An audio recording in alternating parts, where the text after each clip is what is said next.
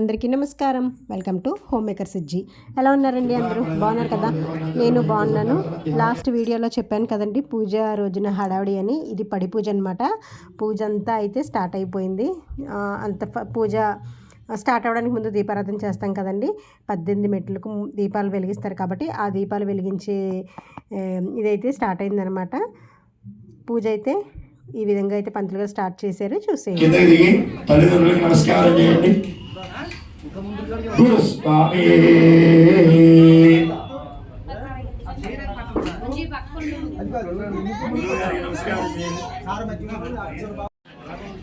గురుస్వామి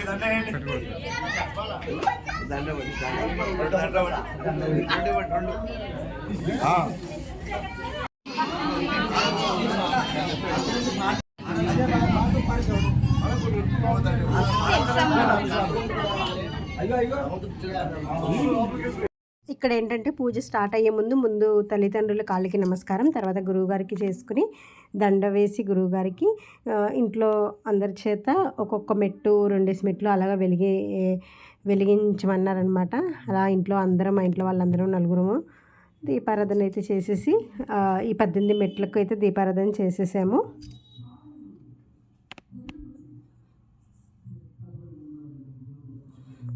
first ఎవరైతే పీటల మీద కూర్చున్నారో వాళ్ళు చేసిన తర్వాత గురువుగారులు, తర్వాత మాల వేసుకున్న వాళ్ళు, వీళ్ళందరూ దీపారాధన అయితే చేసేసారు.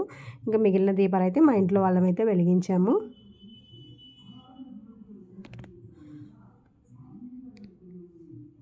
ఇక్కడ ఏంటంటే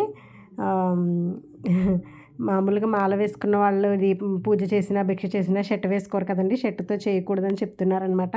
తర్వాత ఇంకా మా మర్ది గారు షర్ట్ తీసేసి అప్పుడు దీపారాధన చేశారు.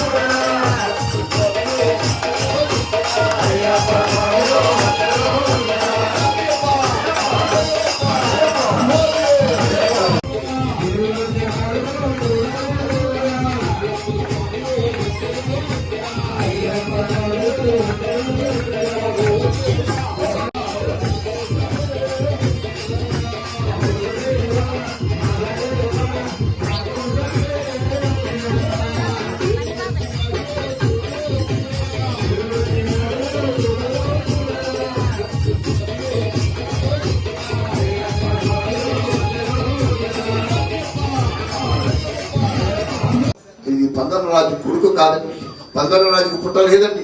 పందరరాజు శబరిమల యాత్రలో వేటకు వెళుతుంటే అక్కడ ఆ పసిబాలుడు కనిపించాడు.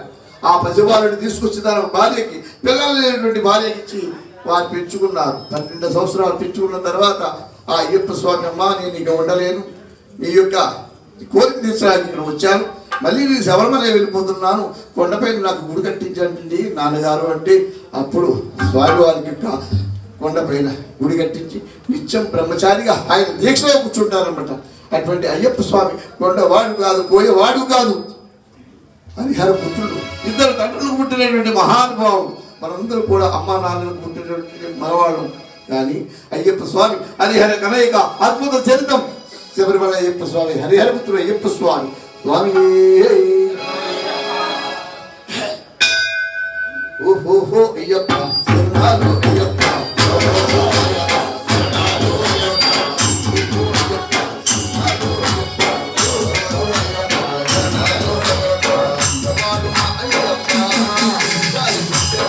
అభిషేకం కోసం అయ్యప్ప స్వామి విగ్రహాన్ని తీసుకురావడం, పూజ స్టార్ట్ చేయడం, అభిషేకం జరగడం ఇవన్నీ జరుగుతున్నాయన్నమాట.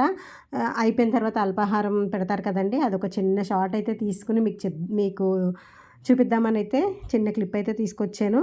అల్పాహారం స్వాములకి అయితే గారె, ఇడ్లీ, జీడిపప్పు ఉప్మా, రవ్వ కేసరి, ఇడ్లీ సాంబార్, ఇడ్లీలోకి సాంబార్ అనమాట. గారెలోకి కూడా శనగపిండి చట్నీ, అలా 3 రకాల చట్నీలు చేయించారు. ఇదిగోండి వీడియోలో మీకు కనిపిస్తున్నాయి కదా. ఇవన్నీ ఇంకా స్వాములకి పూజ అయిపోయిన తర్వాత పెట్టాల్సిన అల్పాహారం, స్వాముల తర్వాత ఇంకా మిగతా నాన్ స్వాములు ఉంటారు కదండి, వాళ్ళందరికీ వచ్చిన వాళ్ళందరికీ టిఫిన్స్.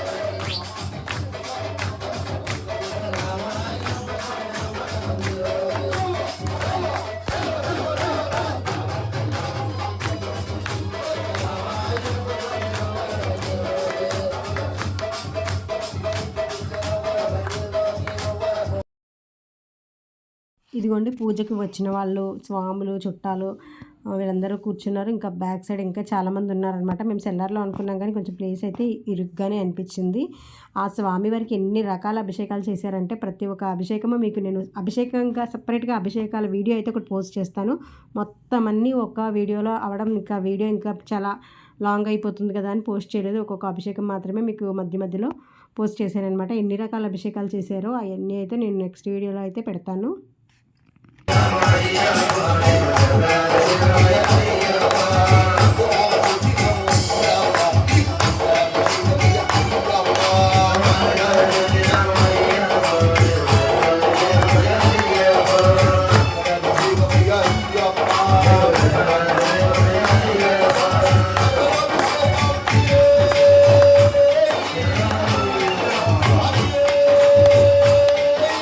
ఇంకా పూజ అయిపోగానే ఇక్కడ స్వామివారికి కర్పూర హారతి ఇచ్చారు. 18 మెట్లకి హారతి కర్పూరం వెలిగించి కర్పూర హారతి ఇస్తారు కదండి, అలా కర్పూర హారతి ఇచ్చారు.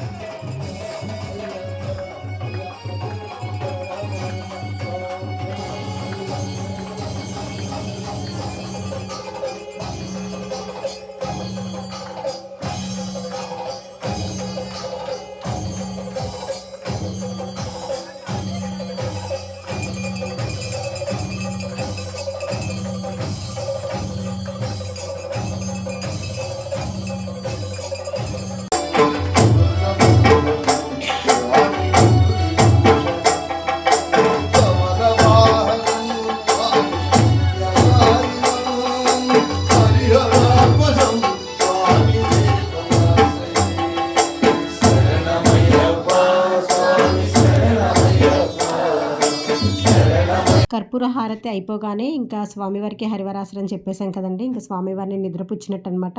ఇంకా నిద్రపుచ్చిన తర్వాత ఇంకా ఎటువంటి పూజ ఉండదు. పూజ అంతా కంప్లీట్ అయిపోయిన తర్వాత ఇంకా మేము అందరం ఇంకా వచ్చిన చుట్టాలను పంపించి పూజ అయితే ఇలా కంప్లీట్ చేసుకున్నాము. ఈ స్వామివారి పూజ మీకు నచ్చిందని అనుకుంటున్నాను. అభిషేకాల వీడియో నెక్స్ట్ వీడియోలో పెడతాను. వీడియో నచ్చితే సబ్స్క్రైబ్.